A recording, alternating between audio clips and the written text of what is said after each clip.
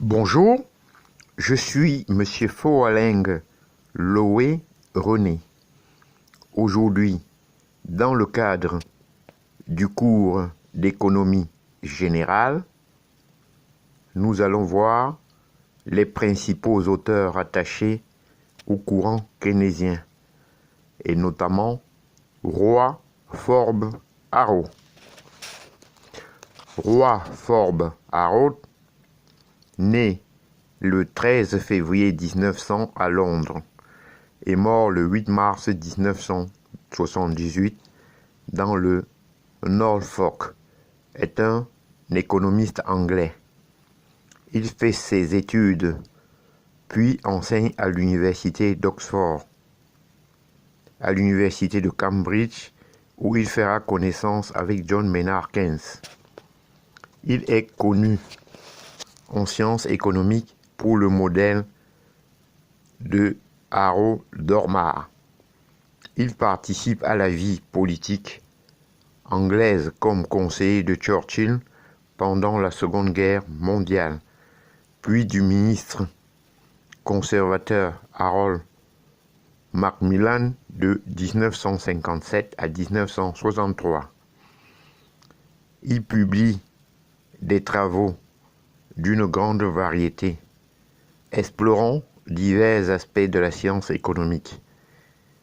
Une grande partie de ses travaux traite de l'analyse de la croissance économique, mais il effectue également des recherches sur la monnaie et l'inflation.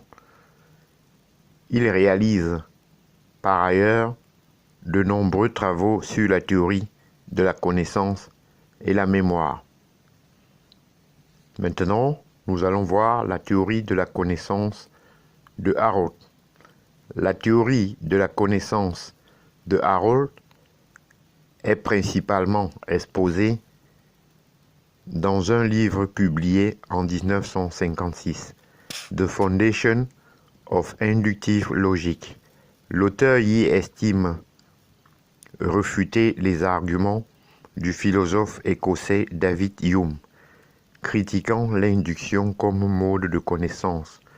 Selon ce dernier, l'observation de cas particuliers ne peut déboucher sur l'énoncé d'une proposition générale.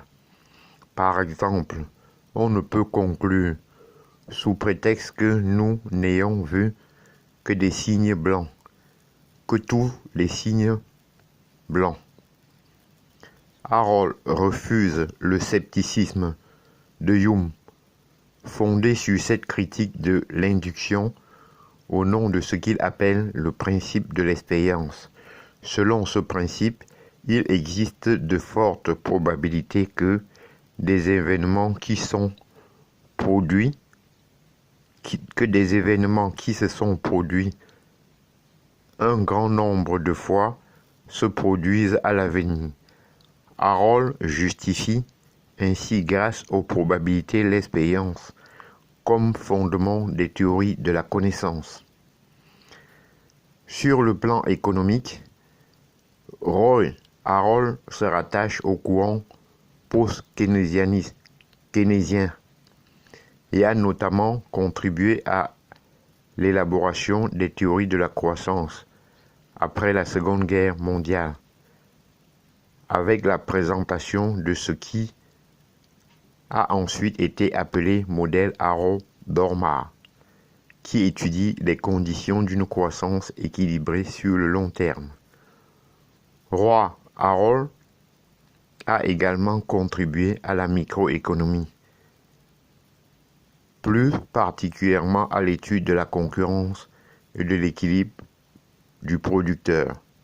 Il était un membre influent d'Oxford Economic Research Group, qui s'est distingué par une critique radicale du marginalisme dans le cadre de la controverse sur le marginalisme.